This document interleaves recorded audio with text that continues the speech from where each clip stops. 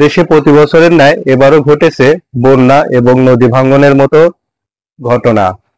Shariatpur Jazeera থানায় মাঝিরঘাট এলাকায় এমন এক ঘটনা ঘটেছে, যেখানে পদ্মার চরে যে দোকানপাট বা ঘরবাড়ি ছিল সবকিছুই নদীগর্ভে বিলীন হয়ে গেল। বন্ধুরা, এই ঘটনাটি হৃদয় ভেঙেছে হাজারো এলাকাবাসীর এবং কোটি দেশবাসীর মনের। বন্ধুরা, চলুন দেখে আসি সেই ভিডিওটি।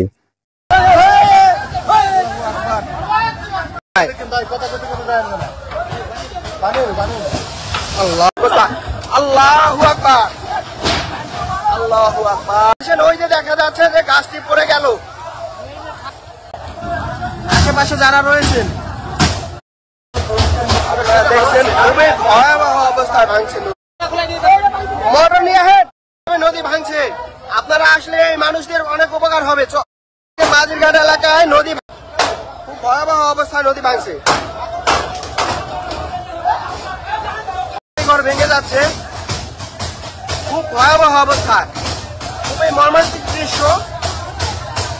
বন্ধুরা, আপনারা যে ভিডিও ক্লিপটি দেখলেন, ভিডিও ক্লিপটি কেমন লেগেছে অবশ্যই আপনারা কমেন্টে জানাবেন, এবং এই নদী ভাঙ্গন ঠেকাতে আমাদের দেশের জনগণের বা দেশের সরকারের করণীয় কি তা অবশ্যই কমেন্টে লিখে যাবেন। এবং ভিডিওটি ভালো লাগলে অবশ্যই আমাদের চ্যানেলটি সাবস্ক্রাইব করবেন এবং পাশে থাকা বেল বাটনটি অল সিলেক্ট করে দিবেন। ধন্যবাদ।